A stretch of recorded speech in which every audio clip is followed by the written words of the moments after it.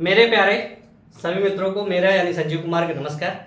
उम्मीद करते हैं आप लोग अच्छे से होंगे, भले प्रकार होंगे। अब पढ़ाई कर रहे हैं, हमारे साथ पढ़ रहे हैं, मैथ पढ़ रहे हैं, तो इसका मतलब ठीक ही होंगे, क्योंकि मैथ जो है बिना ठीक के कोई पढ़ता नहीं है। ठीक, तो ये उम्मीदें हैं आपसे कि आप लोग भले प्रकार होंगे और थोड़ी बहुत हमारे लिए भी मेहनत कर रहे होंगे। वही लाइक शेयर करवाते रहिए, सब्सक्राइब करवाते रहिए, क्योंकि बढ़ रहे हैं कहीं ना कहीं, बहुत धीरे बढ़ रहे हैं। और जब तक आप लोग कुछ मेहनत नहीं करेंगे, शेयर नहीं करेंगे, और अगर आप मतलब इस थोड़ा सा और अच्छा हो जाएगा, लोग जुड़ जाएंगे, थोड़ा सा हमारा भी मन लगेगा, तो पढ़ाने में और अच्छी चीज़ें भी मिलेंगी और व्यवस्थाएं भी होंगी। तो ठीक ठाक करते रहिएगा, लाइक करिएगा, शेयर करिए, सब्सक्राइब करिए, लोगों से करवाइए। और चलिए ज़्यादा बकवास ना करते हुए हम अपने क्वेश्चन पे आते हैं। बकवास इसलिए ज़रूरी हो जाता है क्योंकि ये हमारा थोड़ा सा क्या बोलते हैं उसको, मोटिवेशन है कि अगर आप हमें थोड़ा सा प्रमोट करते हैं तो फिर हमारा भी मन और प्रफुल्लित होगा। तो चीज़ें आपके लिए मैं अच्छा करने की कोशिश करूँगा और जितना हो सकेगा ज़्यादा से ज़्यादा अच्छा ही करूँगा। मैथ का तो लगभग मैं, चाहे थोड़ा टाइम जरूर लगेगा, लेकिन मैथ में कोई कॉन्सेप्ट, कोई पॉइंट ऐसा नहीं बचेगा, यूट्यूब पे फ्री में आपको अवेलेबल करवा दूंगा।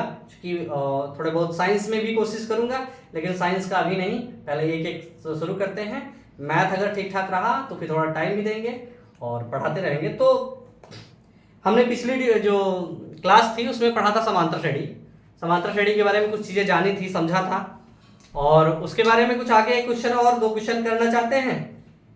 तो एक क्वेश्चन का हम केवल वो लिख रहे हैं, हड्डियां, सांचा लिख रहे हैं, ढांचा लिख रहे हैं। क्वेश्चन आप बना लीजिएगा। जैसे क्वेश्चन कह रहा है कि किसी समांतर श्रेणी के 11 पदों का योग और उसके 19 पदों का योग क्या है, आपस में बराबर है। यानी किसी श्रेणी के 11 पदों का और 19 पदों, यानी 11वां पद और 19वां पद बराबर है, तो उसके 30 पद का योग क्या होगा, ये पूछा है क्वेश्चन में। क्वेश्चन एकदम सिंपल सा है, लिख लीजिएगा।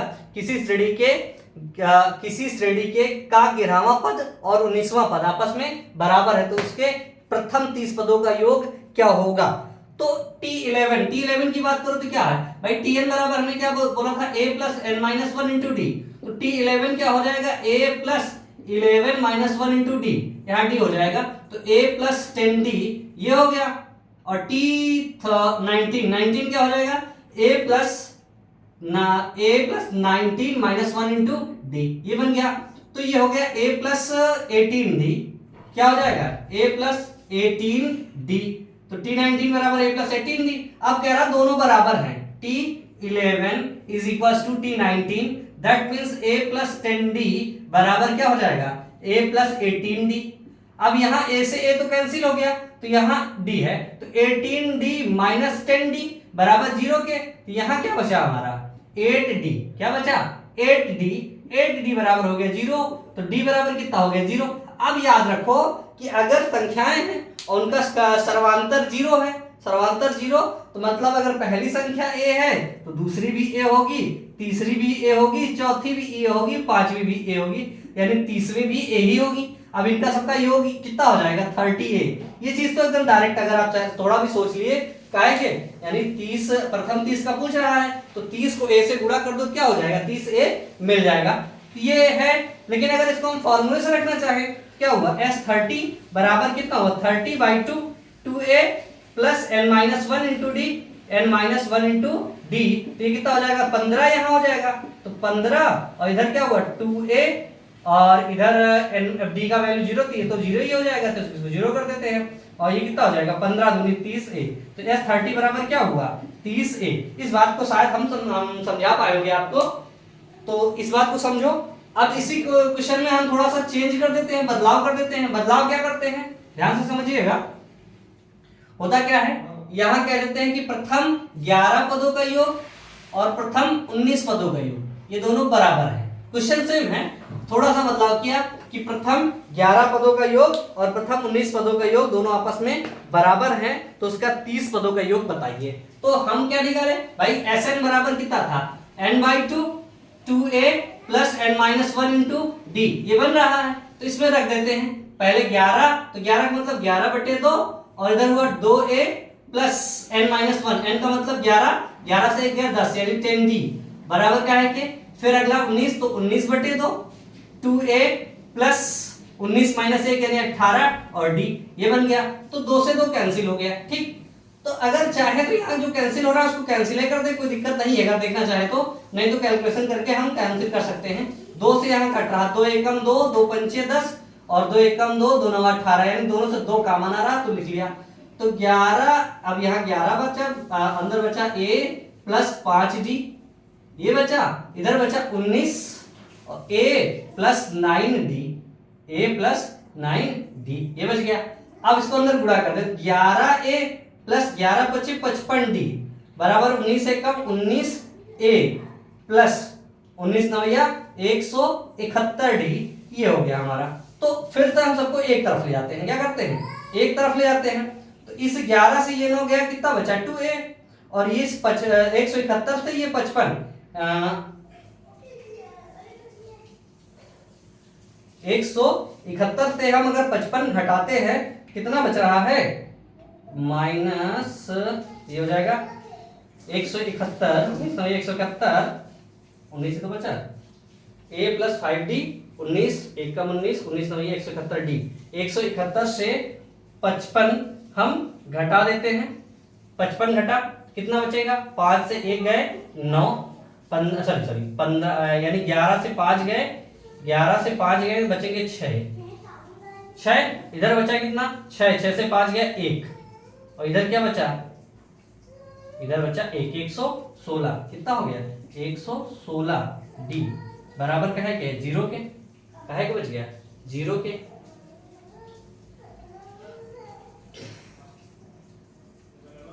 उन्नीस नवैया 171 थोड़ा सा मिस कर रहा है कहीं, 11 एकम 11 19 एकम 19 ये तो सही है, क्योंकि यार कहाँ है, फिर 19 नवैया 171 होता ना, 19 नवैया 171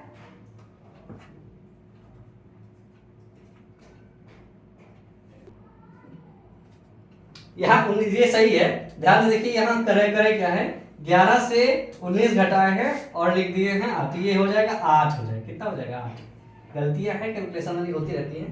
तो 4 से काटते 4 दूनी 8 और इसको काटते 4 से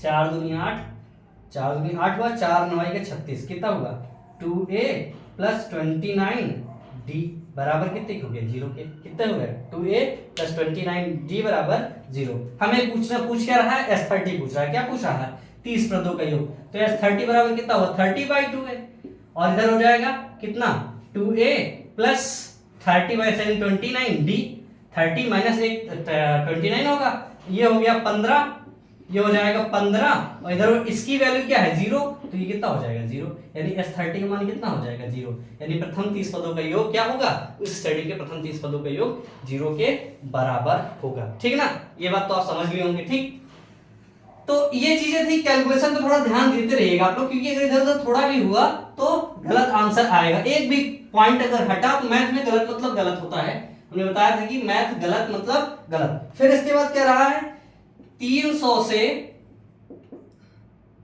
600 के बीच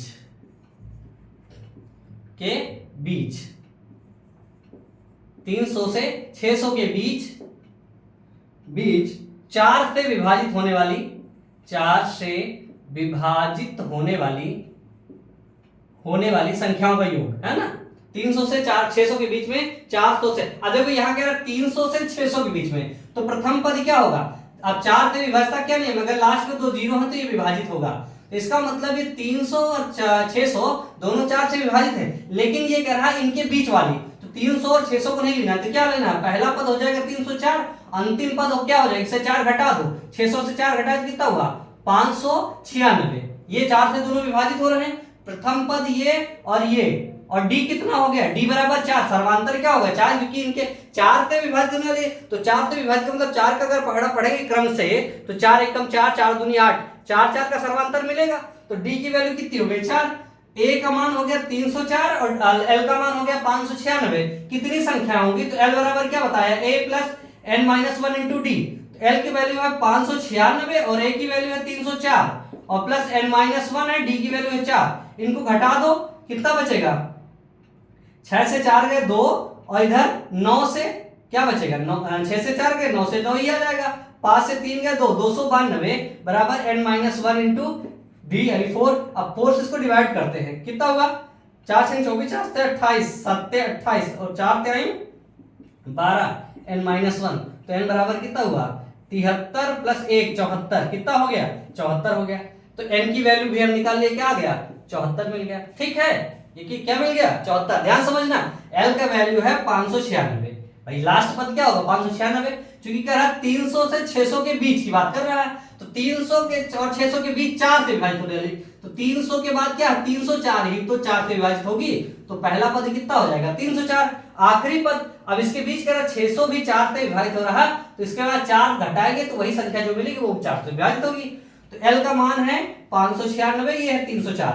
596 को 304 से घटा देते हैं, कितना मिलेगा 6 से 4 गए 2, इधर बनेगा 9, इधर बनेगा 2, 292। तो ये कितना हो गया, इन दोनों का अंतर 292 हो गया, n-1 इंटू 4 हो गया। 4 से इसको डिवाइड करेंगे तो 4 से 28 और 4 से आई 12, तो n का मान कितना हो गया 74। कितना बन गया n का मान 74 बन गया। अब हमें क्या पता करना है, बीच 4 से विभाजित होने वाली संख्याओं का योग क्या पूछना है। अगर संख्या पूछे कितनी संख्याएं हैं, तो यहाँ आंसर निकल आया, कितनी संख्याएं हैं 74 संख्याएं हैं जो 4 से विभाजित हो रही हैं। इनका योग पूछे तो योग क्या होगा Sn कह दो, Sn बराबर यहाँ कितना है 74 बटे 2 और 2a 2 इंटू 304 प्लस n-1 यानी 74 यानी 73 और गुणे कितना हो जाएगा।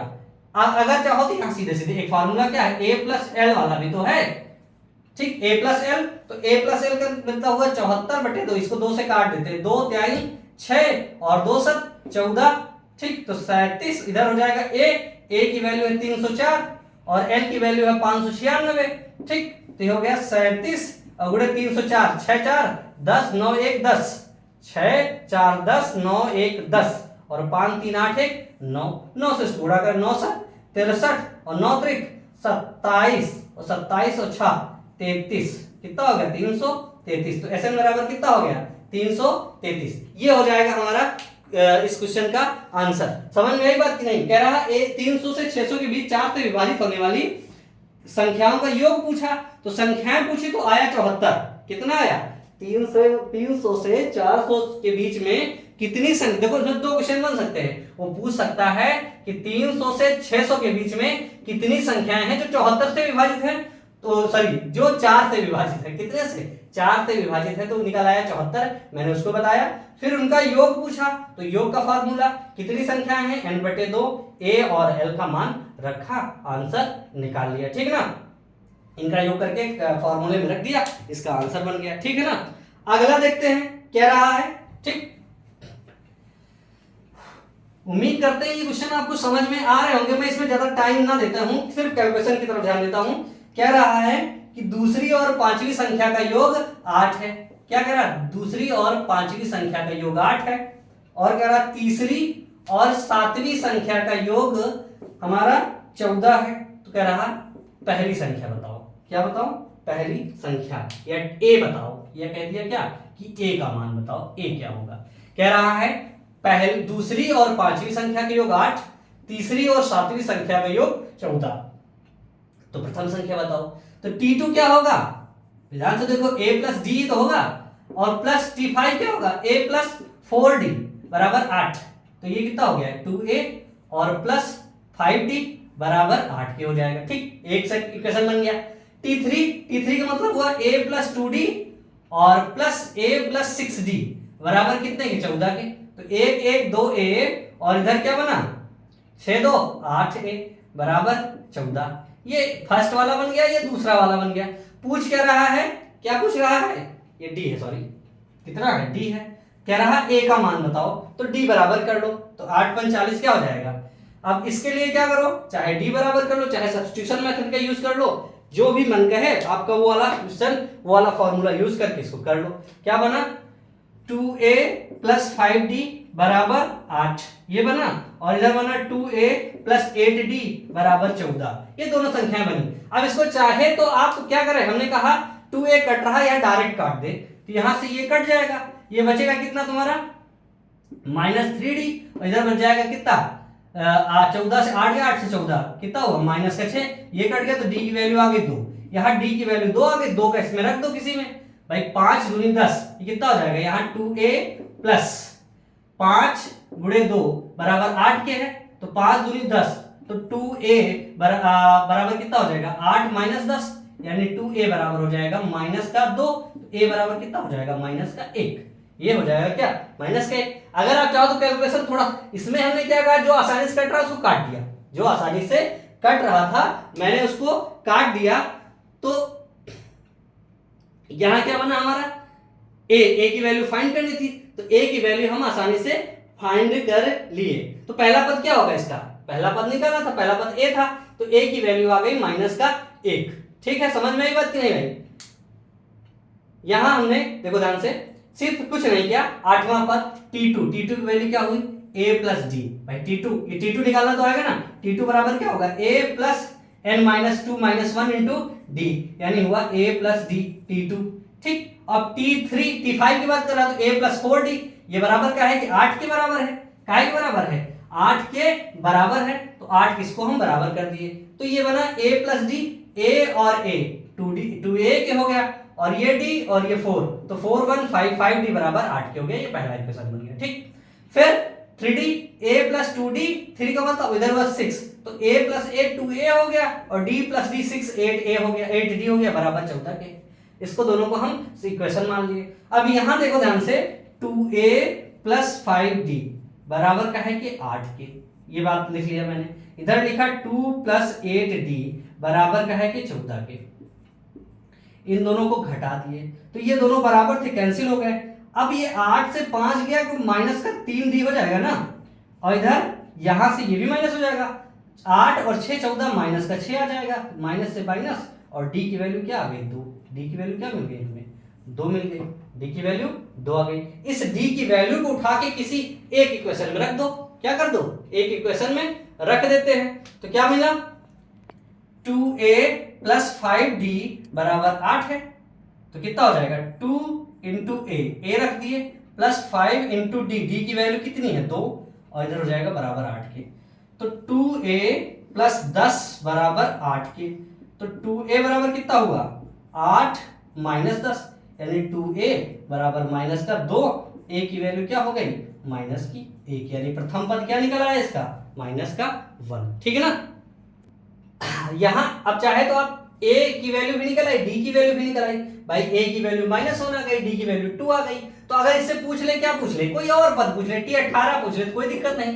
a प्लस 17d है ना, t20 पूछ ले तो क्या हुआ a प्लस 19d, ये चीजें हैं, अगर वो जो भी पूछता है इसी तरह से उनको आप लगाते रहिएगा, करते रहिएगा।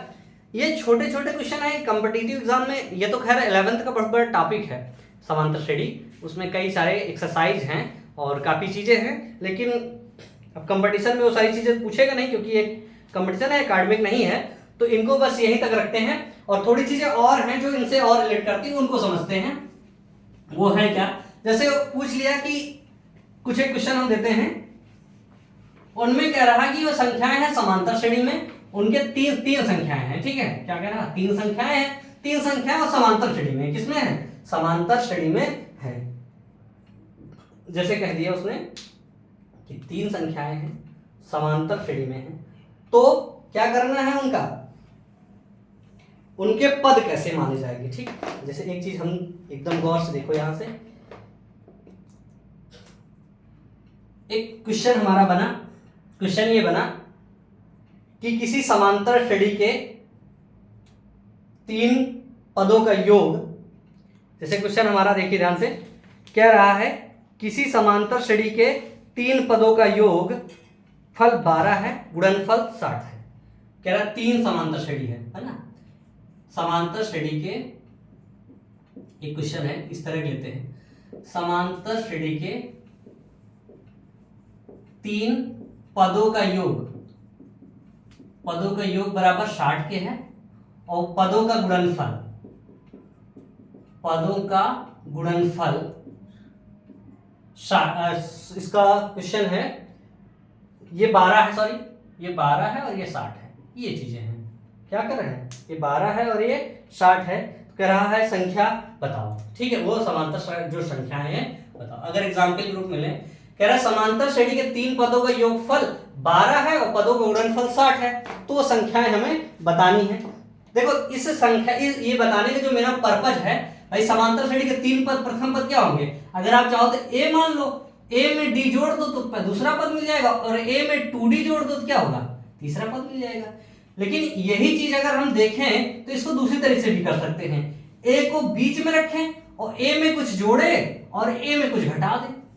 क्या करें, a में कुछ घटा दे। जो मेरा पर्पस था ये था बताने का कि अगर ऐसा कुछ क्वेश्चन मिल जाए कि समांतर श्रेणी के 3 पदों का योग 12 है, ये भी मिल जाए, अगर ये भी मिल जाए तो ये संख्या मानना। अब इसको समांतर श्रेणी ना कहेगा, कुछ और भी कह सकता है, जैसे वो क्या कह दे, 3 क्रमागत संख्याओं का योग 12 है और उनका गुणनफल 60 है, ऐसे भी लिख सकता है। तो समांतर श्रेणी का मतलब हमें समझना है बस क्रमागत। क्रमागत का मतलब हुआ कि क्रम से आने वाली, मान लो कह दे 3 से विभाज्य होने वाली 3 क्रमागत संख्याओं का योग ये है, उनका गुणनफल ये है, तो वो क्वेश्चन के टाइप को बदल सकता है, सिर्फ आप वहां टाइप पहचानना। इसलिए कह रहे हैं कि हम यहाँ क्या माने, इनका योग क्या है, 12 है, तो a minus D plus A plus D बराबर क्या है कि 12 के हैं। अब यहाँ देखो आसानी से हमारा क्या हुआ, 3a बराबर 12 निकल आया, तो a की वैल्यू क्या मिल गई हमें, 4। क्या मिल गई, 4 मिल गई। ठीक, अगर हम इसको मानते तो 2 समीकरण बनते, 2 समीकरण जब बनेंगे तो आगे उनका कैलकुलेशन करना पड़ेगा। अब इनका गुणनफल कह रहा है, क्या कह रहा है, गुणनफल। अब इनका गुणनफल ये तो हो गई, ये a की वैल्यू निकल आई, इनका गुणनफल यानी a माइनस डी और a प्लस डी, ये काहे बराबर है, 60 के। काहे बराबर है, 60 के। तो 4 माइनस डी, ये हो गया 4 और 4 प्लस डी बराबर 60 के। कितने हो, 60 के हो गया। अब ये जो बन गया तो 4 एकम 4, ये हो गया 12, 12 पंचे 60, तो ये बना हमारा 4 माइनस डी और ये बना 4 प्लस डी बराबर क्या है कि 12 के। तो 4 चौक 16 माइनस डी स्क्वायर बराबर 12 के, तो डी स्क्वायर बराबर कितने हो गया, 4 के। तो डी बराबर हो गया प्लस माइनस 2, क्या है कि प्लस माइनस 2, यानी सर्वांतर क्या होगा, प्लस माइनस 2 होगा। तो a की वैल्यू जहां देखो ध्यान से, a की वैल्यू 4 रख दो, प्लस लो तो 4 प्लस 2 6 और माइनस लो तो प्लस लो 4 से 2 और 2 के इसके पहले क्या होगा, a माइनस डी यानी 4 माइनस 2 यानी 2, 2 4 6 आ गए, क्या आ गए, 2 4 6 हो गई। अगर माइनस लो 4 हो गया, 4 से 2 माइनस किया कितना हो गया 2 और 4 में 2 प्लस किया 6, तो चाहे उल्टा लो चाहे सीधा ये संख्याएं हमें ये मिल जाएंगे, ठीक ना। तो हमारा जो मेन बताने का पर्पस था वो ये था कि a minus D a plus D, ये समांतर श्रेणी हम बता रहे हैं कि समांतर श्रेणी पढ़ जरूर रहे हैं, लेकिन यहां अगर वो क्रमागत कह दे या 4 से विभाज्य होने वाली कह दे या कुछ ऐसा चीज कह दे तो उस कंडीशन के लिए ये हमारा फार्मूला काम कर जाएगा, ठीक है। तो जो ये हमारा अब ये 3 के लिए था, अगर वो 5 कह देता तो 5 के लिए क्या होता, देख लीजिए 5 में 5 बना लेंगे, ठीक, 7 में ये विषम के लिए होगा, किसके लिए हो, विषम। 3 के बाद ये हो गई। अब अगर 5 कह देता तो a माइनस डी, a तो रहेगा ही, यहाँ क्या है एक d और जोड़ दो तो 2d हो जाएगा और a माइनस 2d हो जाएगा, ठीक, ये 5 हो जाएगा। 7 क्या होगा, a minus 3d, a minus 2d और a plus minus d, a plus d, a plus 2d और ये हो जाएगा a माइनस 3d, ये बन रहेगा हमारा, ठीक है। यानी अगर 5 7 3 5 फिर 7, अगर 9 पूछे तो अब 9 का नहीं पूछेगा, फिलहाल 3 तक हमें 3 या 5 पर्याप्त है। फिलहाल अगर पूछ ले तो आपको पता होना चाहिए। और यही अगर वो अगर कह दे सम मतलब 2, तो 2 का मतलब क्या हुआ, ध्यान समझना इसको। अगर 2 4 6 में पूछे तो क्या करना है, उसमें 2 2 का अंतर लेना पड़ेगा। क्या करना पड़ेगा, 2 2 का अंतर लेना पड़ेगा। क्या लेना पड़ेगा, 2 2 का अंतर। जैसे देखो यहां लेंगे तो a माइनस डी हो जाएगा और a प्लस डी, ठीक, और यहां क्या हो जाएगा a प्लस 3d, इधर हो जाएगा a minus 3d, a minus क्या हो जाएगा 3d। अब 2 पूछ रहा तो ये हो जाएगा, 4 पूछ रहा तो ये, अब फिर अगर 6 पूछ रहा तो a प्लस 5d, ये हो जाएगा a प्लस 5d, इधर हो जाएगा a माइनस 5d, ठीक, a माइनस 5d ये बन जाएगा, ठीक। ये समझ में आई बात की नहीं। तो अगर वो 2 के सम वाले में पूछता है तो ये वाला मानते हैं, 2 के लिए ये, 3 के लिए ये, और 4 6 जो भी बनता है 4 के लिए वो, 4 6 के लिए ये संख्याएं आप मान के इनको कैलकुलेट करते रहेंगे। ठीक, उम्मीद है ये बात आपको समझ में आई होगी। अब थोड़ा सा हम समझते हैं समांतर माध्य के बारे में।